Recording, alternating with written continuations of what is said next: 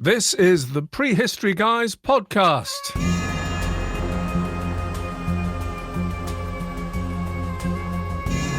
Hello, I'm Rupert Suskin. And I'm Michael Bott.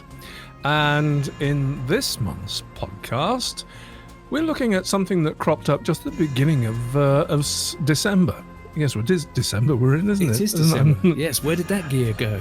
How time flies. 12th of December, 15th of December, we got news that cave paintings had been found in Sulawesi.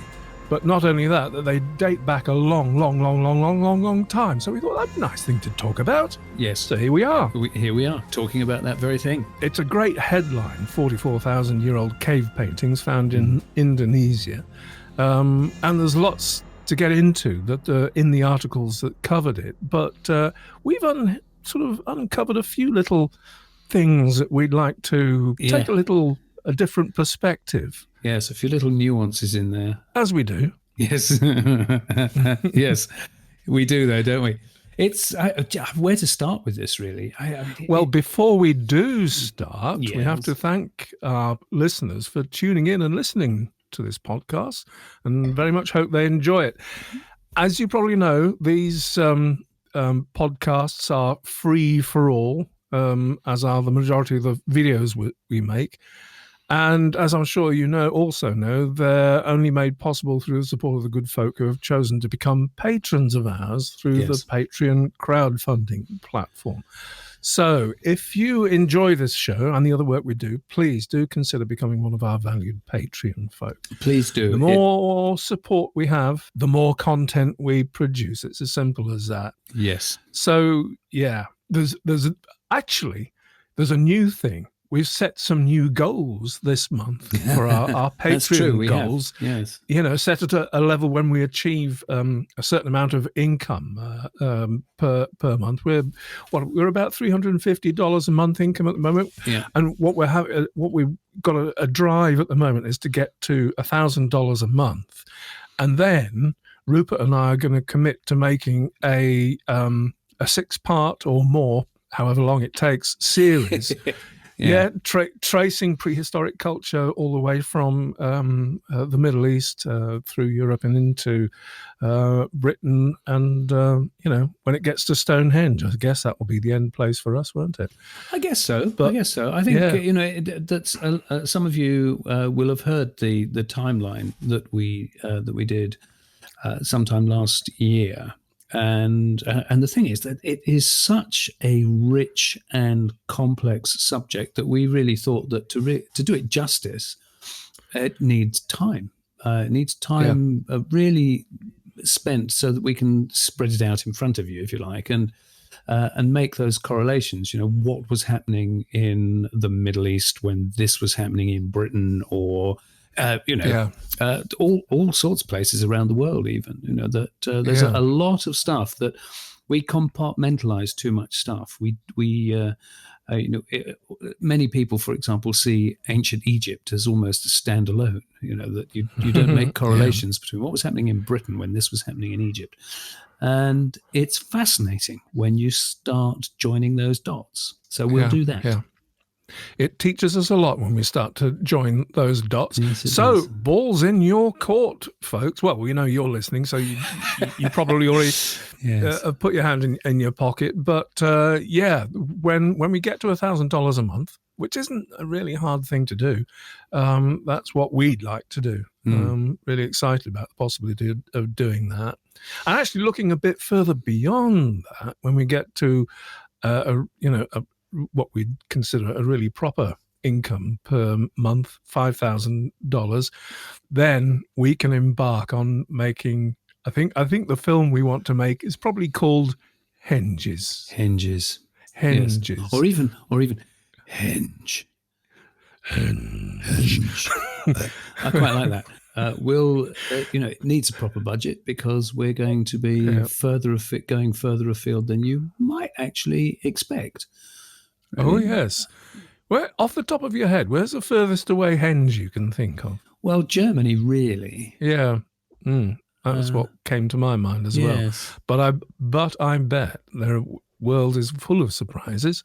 Yes. World of prehistory is full of surprises. Isn't it interesting, though, not wanting to go off on one inappropriately in this broadcast, but the fact that you find things that are hengiform, to use the term, but they're given different names depending on where they are. And so in Poland, for example, we were talking about one of these the other day on one of the other broadcasts, but in Poland, they're called roundels. Yeah. And it might be a henge, but it's called a roundel. Well, if you saw that name written down, you wouldn't necessarily make the correlation. So, it is interesting that henges that we tend to think of as British are not at all. They are a lot more widespread than people think. But what I'm anticipating from what we've said so far, that we're going to have to travel. Yes, we are. To at least Germany and Poland and probably further beyond. I'm pretty sure that there's some hengiform structures, even if they don't appear to be henges as such, but down in Spain and Portugal, I think.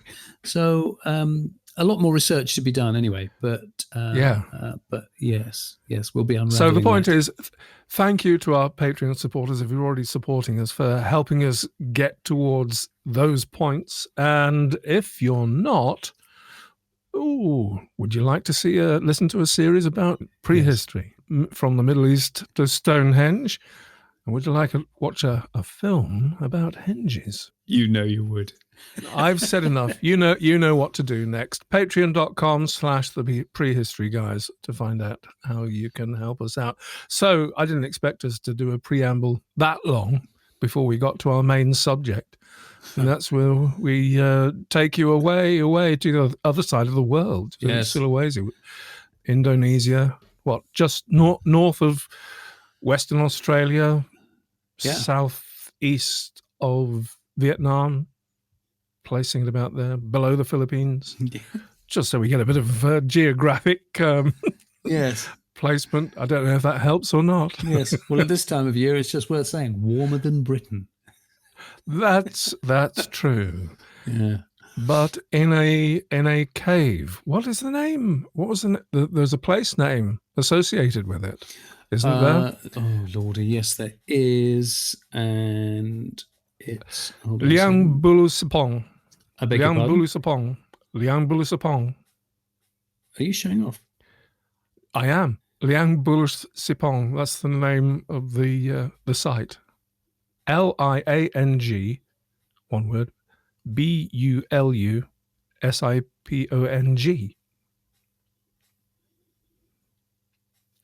Is that the sound of sound of tumbleweed? I'm looking at the article at the moment, and I'm looking at an article about it, and I can't see the name of that anywhere. Well, I have the advantage in that case. You do. So that's all right. We'll just leave that one in your court then. Yeah. So what we've got here is a relatively inaccessible cave. It seems that it wasn't an inhabited cave. It's somewhere you have to really try to get to. It's not on ground level. Was it 22 meters up? 22 meters up a cliff face. Yeah. And in the recesses of this cave, there is sort of bricky, quite faded images, quite clearly in a couple of instances representing known species. Wild animals from the area, together with some other representations as well. So we've got that. That's the fact of the matter. There are other subjects that we'll probably touch upon. Those being, how do we know it's 44,000 years old? Yes, that's one thing. Yeah. Who was responsible? Who could have been responsible for these paintings 44,000 years ago? What do the paintings actually show, as opposed to what are they interpreted as showing? Also, how does this art compare to other prehistoric art we know of? Where would we like to start? That's a good question. I think something that's worth pointing out to give some perspective on this is that this cave was found recently on Sulawesi. Well, there are over 240 caves on Sulawesi with cave art. 240 caves. This is a new one with a different quality of art that they've found. And it was interesting that this particular cave complex, if you like, they've known about a series of caves for some time, but it was only last year. Was it last year, Michael, that one of the researchers spotted the entrance higher up, spotted a hole, if you like, in the rock that they hadn't noticed before, and he climbed up this root of a fig tree to get into it, and that's when they found this whole new set of paintings. So it's interesting that there is a huge amount of art known on Sulawesi, but this is different, and that in itself is quite fascinating. Different in what terms? I think this is older, and the quality, the style of art seems to be a little bit different. I think you could probably say that, I don't know, maybe it's probably a leap to say that it's a different mindset doing it. But how do you interpret these things? A lot of them are the predictable, handprints and that sort of thing. But this is so carefully illustrated. So it's on a panel that's about 5 meters wide, we're told. Yes. They show a type of buffalo and a kind of wild pig. Yes. That are found on Sulawesi. You see, this has been dated using quite a sophisticated technique called uranium-thorium dating. Have other paintings in the area been dated in the same way? Because I can't think it's a cheap method of dating. No, probably not. Yeah, some of them have been dated. In fact, not far away, Borneo, some of the work has been dated as well, and this is by far the oldest. They've varied the dates that have been thrown up in other places. Oh God, I think they've been in the 20s, haven't they? 1,000 years old. Right. Yeah. There's been nothing as far back as this, as far as I'm aware. Okay, well, so that's more comparable to datings we know from European cave art. Yes, Lascaux, for example. But the interesting thing about Lascaux, and the honest truth is, I wasn't aware of this until we were researching this piece, and that's that I had always presumed that Lascaux was in southern France. Yeah. I had always presumed that Lascaux had been properly dated, but it hasn't. Yeah. It's guesswork. It's a supposition. All right, okay, it's an educated guess, but it's still unofficial, if you like. So it does call an awful lot of things into question.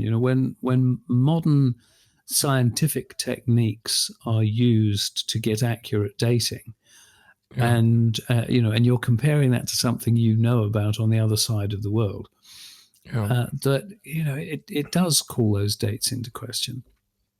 It may well be a good point now to actually talk about the dating technique used, uranium-thorium. Yes, you go for it. Well, my understanding is that because thorium itself does not dissolve in fresh running water, that any thorium present in a calcium carbonate deposit in a cave because it's got its own half-life, you can date it by measuring because uranium decays to thorium itself. If you measure the balance of thorium to uranium in the calcium carbonate deposits, then you can arrive at a date. They're not precise dates because the half-lives of the elements involved are quite long, but the point is that these the samples have been taken from on top of the paintings. So there must have been a slight amount of destruction involved in taking these. So there's an interesting point. Maybe, but then don't forget that what they're actually dating is the build-up of but you have to remove it in the first place. I can't imagine that removing a bit of calcium carbonate from the top of a painting is going to leave it pristine beneath somehow. No, that's true, but I don't think you could dissolve it away without destroying the painting anyway. So sure, yeah. But the interesting thing is you're taking that dating from the calcium carbonate deposit on top, which is what stuff that forms in caves, goes into stalagmites and stalactites and so on and so forth. Is that doesn't date the painting itself, that dates the calcium carbonate. Absolutely, so it gives you a minimum age. A minimum age. So the painting itself could well be much older. Yeah. So that's the interesting point about that.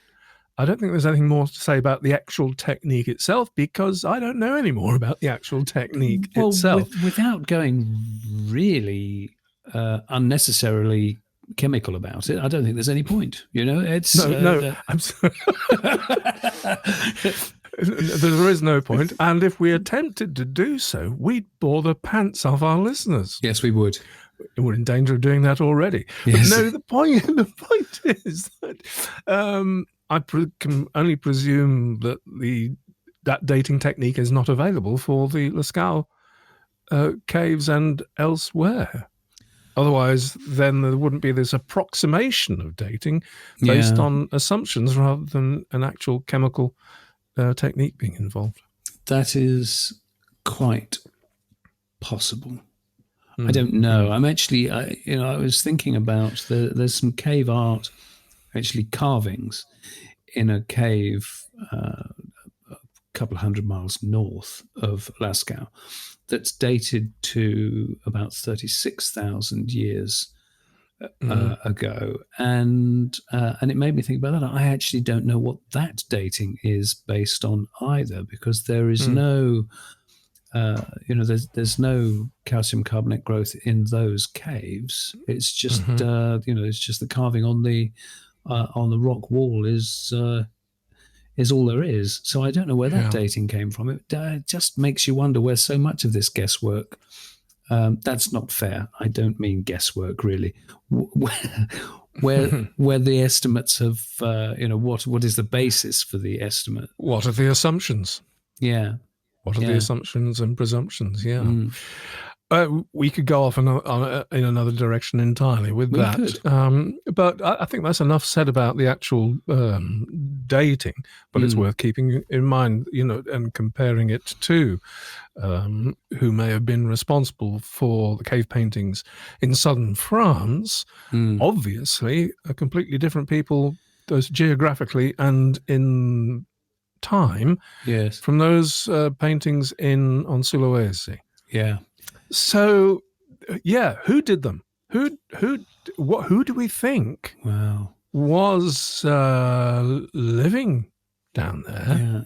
Well, isn't it interesting that the researchers who've been working on these paintings have every single one of them, and it's not to say that they're wrong, but every single one of them has said that this is taking back the human history, if you like. Well, obviously it is taking back human history, but you can't presume that it's Homo sapiens who did this, because Indonesia, well, that is also where the Denisovans were.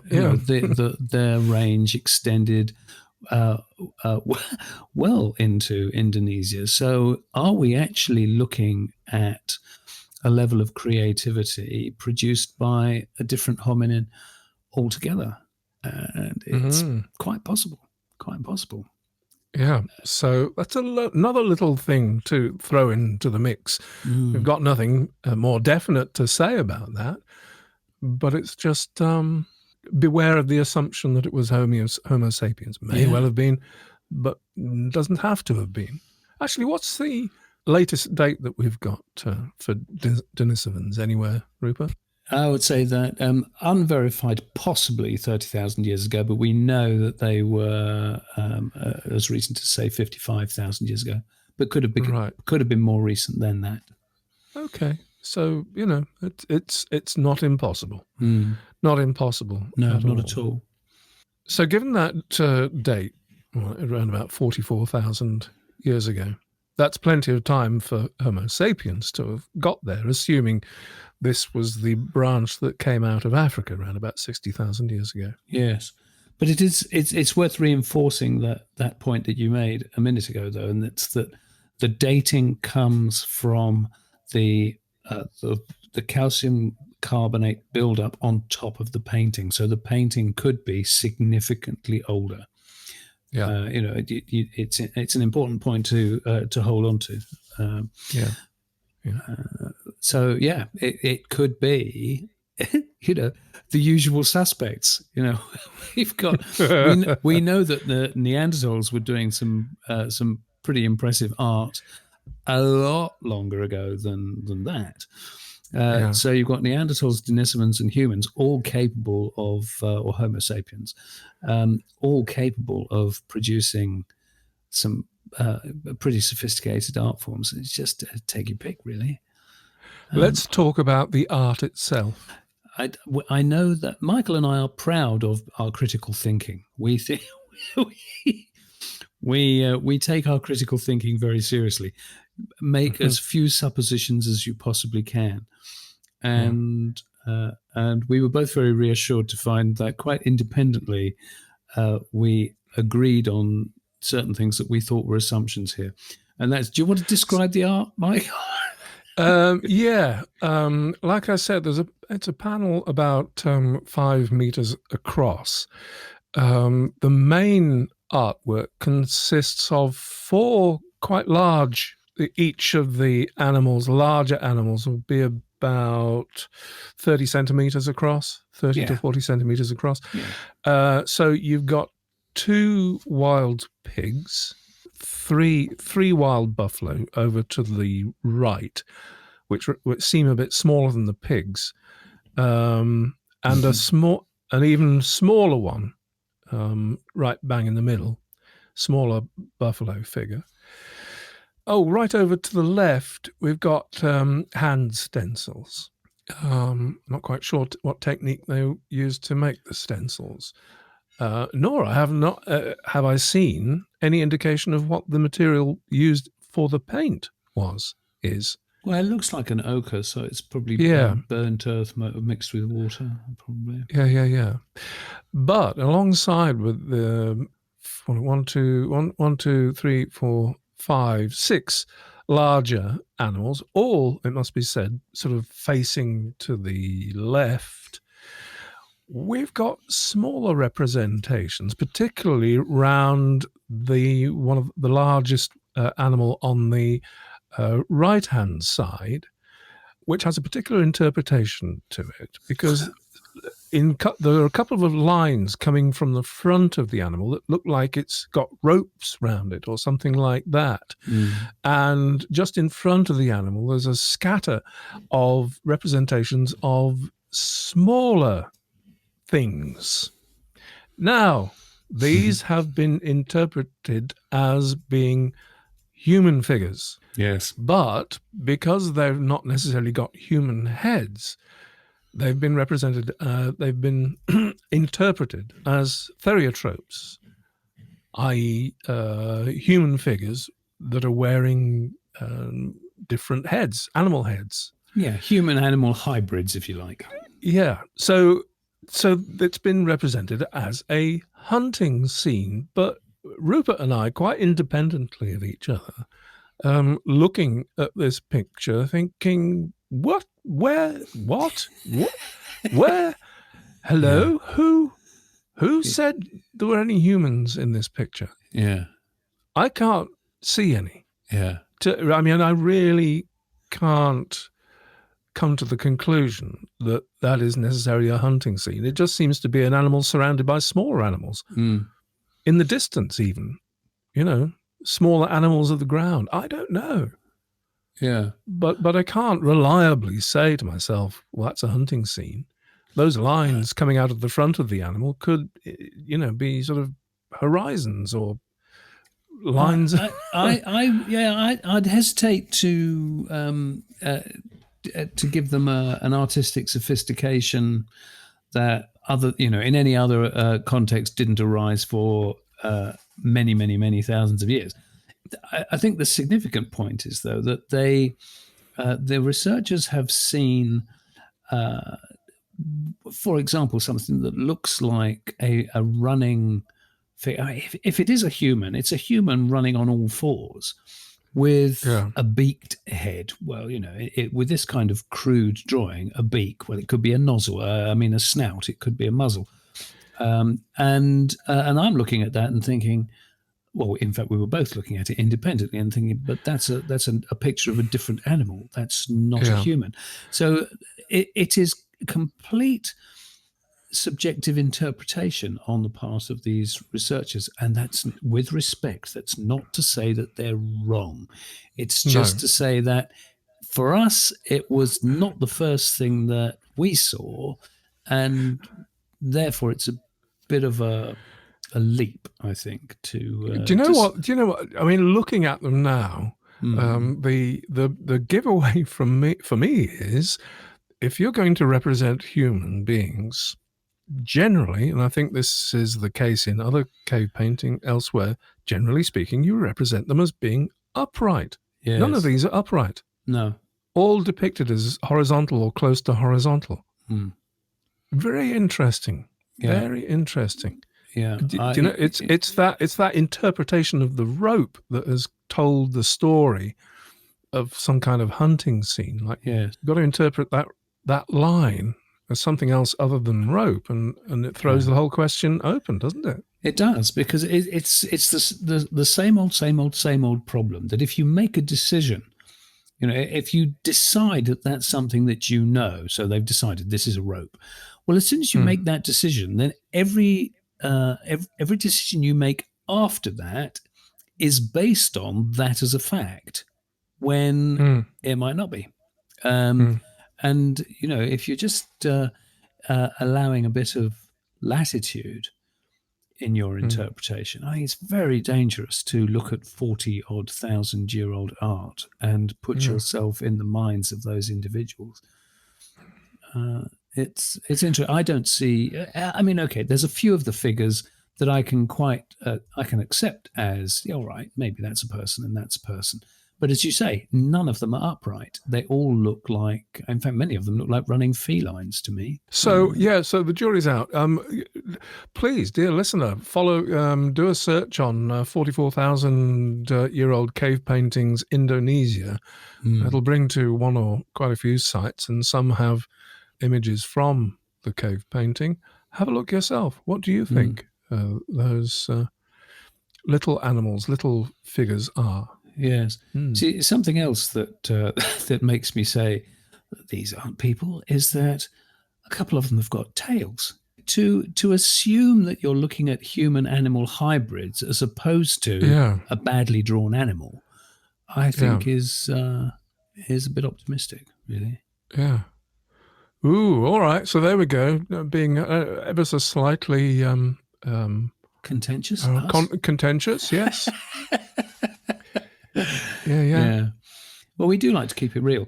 The hand stencil art is actually quite fascinating, because you will have seen this kind of hand stencil many, many, many times. It's where pigment is spat over the hand, basically, a bit like an airbrush.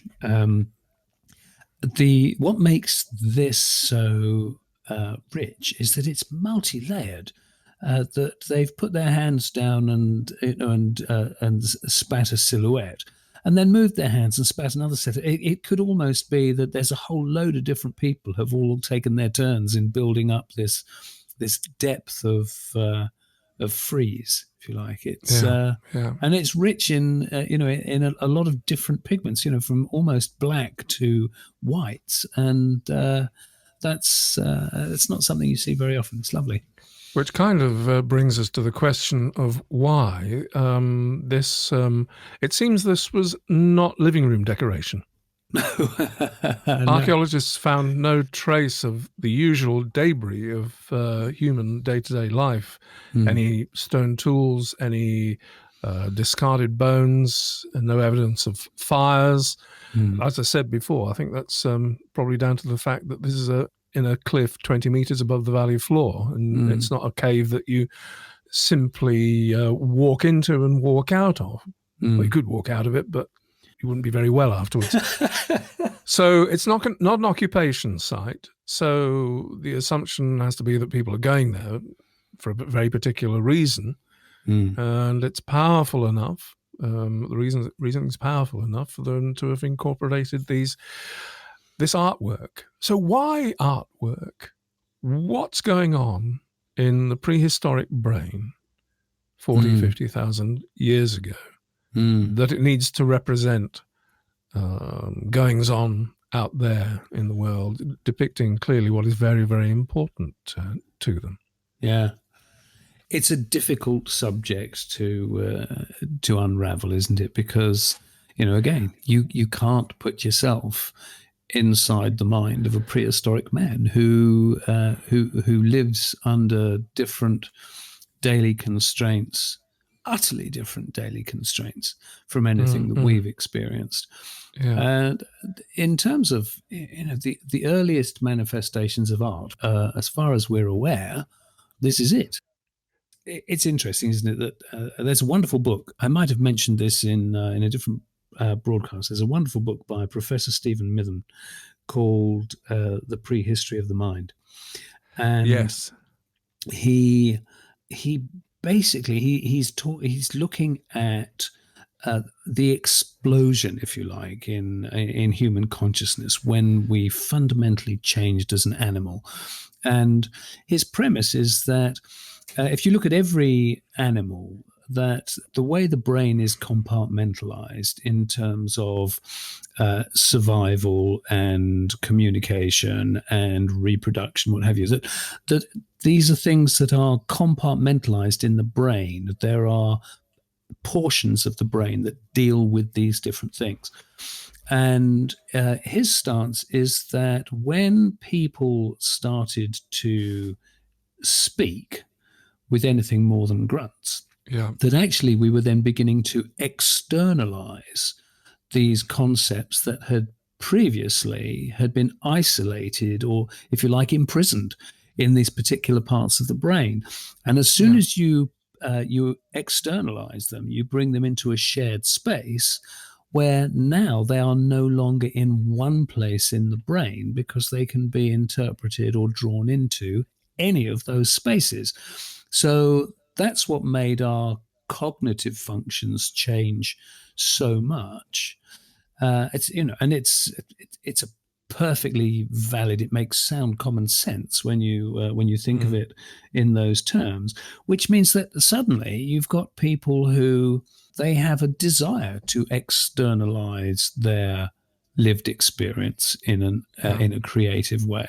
It's fascinating, that what were they thinking when they put those paintings on the wall? Was it just was it just idle doodling, or was it ritualistic? Was it a sacred thing for them? When you go to a dark place that's relatively difficult and dangerous to get to in the first place to do something, there's got to be a powerful driver. And doodling, I don't think, is a powerful enough driver really to explain, in my humble. Further than that, and really, it's tough to go, except that I have the privilege of doing weekly narrations for an outfit called Curio.io, who curate long-form articles for magazines and newspapers online. So narrated, it's a bit like audiobooks, but for magazine articles and newspaper articles. And I read one recently by a chap called Stephen Asma, professor of philosophy at Columbia College, Chicago. what he was saying in this article was that we're sort of veering into the realm of philosophy, really, and the rest of it, but it's worthwhile airing in relationship to these paintings. What he's saying is that the accepted view is that language was a precursor to imagination. And this guy's saying, well, no, it's the other way, or it could be the other way around, that imagination was an evolutionary consequence of what we were up to on the savannah, that imagination was an important evolutionary leap to make, and that it came before language. And the extrapolation of that is that imagination of this kind that's expressed in these caves and in caves elsewhere is not a late adaptation. It is accessing to something that by this time is pretty innate, tapping into something that's become ingrained. And moreover, latterly, with the ascension of language as being our main means of communication, that innate expression, that innate imaginative expression has actually become suppressed as we have become more intellectually based as language developed. I think I've encapsulated that thought as best I can. It's all these unknowable things, that we can only share the concepts, can't we? Really, it would be wonderful if we could get in a time machine and just go back and find out. They're just messing with our heads. They knew. Let's. Yeah, they are. Let's really mess the future up. How often do we say, future archaeologist, sort that one? Yeah, we do. We do. It's a hodgepodge of everything. Makes for a good podcast, though. Well, let's hope so. So have we kind of, I don't think there's much else we can say about that, really. Sadly, no. I think do Google these things, as Michael said. Just Google the 40-odd thousand-year-old cave art in Indonesia, Sulawesi. Yeah. Have a look at the illustrations and see if you agree with us that they're calling them people. We don't see people. Yeah. See what thoughts come up and see if we've been we're being reasonable, sort of just diving behind the superficial. Is that an unfair word? Probably. I think it's more diving behind the assumption, really, isn't it? I think they did too much is assumed in so many different areas of archaeology that I feel like I'm being really unfair to these people who are doing fabulous work. Well, not to the people that are doing the fabulous work, but I think it's worthwhile diving behind the superficiality of a newspaper article, and that's what we're doing. Yes, that is true. Yeah, that is true. Yes, different ways of thinking. Just making sure we keep on our toes, keep our pencils sharp. Yes. All right. Okay. There you go. So that's that podcast. Next podcast, what will that be, Rupert? Which do you think is going to come up first? We've got a couple of crackers coming up. Oh, we've got so many wonderful things coming up for you. We've got, should we talk about good interviews coming up? Yes, please. We've got Merrin and Graham Dineley, who are talking to us about brewing in the Neolithic. Yay. And it's amazing how much we learnt, how ignorant we found that we were. Do you know what malt is? You'll find out what malt is. I thought it was something quite different. Anyway, that's a fascinating one. And it really sort of lifts the lid on quite a few other aspects of life in prehistory and the archaeology of prehistory as well. Yeah. Yes. And we are also talking, we're thrilled about this, we're talking to Alison Sheridan. Yeah. Who, Scottish archaeologist. Alison has done, she's she's been at the top of her game for over 40 years, probably 40 odd years. And we'll be talking to her about predominantly actually transition periods. Yeah. So a lot of, we'll be talking about ceramics, pottery, cultural shifts. Really, it's she has just such a wealth of experience to share, and she's good fun as well. Yeah, majorly about the migrations from France, northwest France, into Britain, but by unexpected routes, more northerly routes than you would expect. Yes. So hope you enjoyed this show, folks. We will finish with a gentle reminder that the show is only made possible by direct support from our good friends who've made the choice to support us through Patreon. Yes. Now, not only do they get the very warm feeling that comes with knowing that they've helped this podcast and other prehistoric stuff that we make available to everyone for free, but also they get access to other content that the freeloaders out there, you know who you are, can't see. Yes. So only joking. Look, everyone's welcome to enjoy the free stuff. That's the point in having it out there in the first place. But the invitation's always there. It needn't cost you more than the cost of a packet of crisps a month. Absolutely, packet of crisps. To get that warm feeling, if nothing else. So with that, it is time for us to say bye-bye. Bye-bye. And we will see you again very soon. Bye-bye. Bye.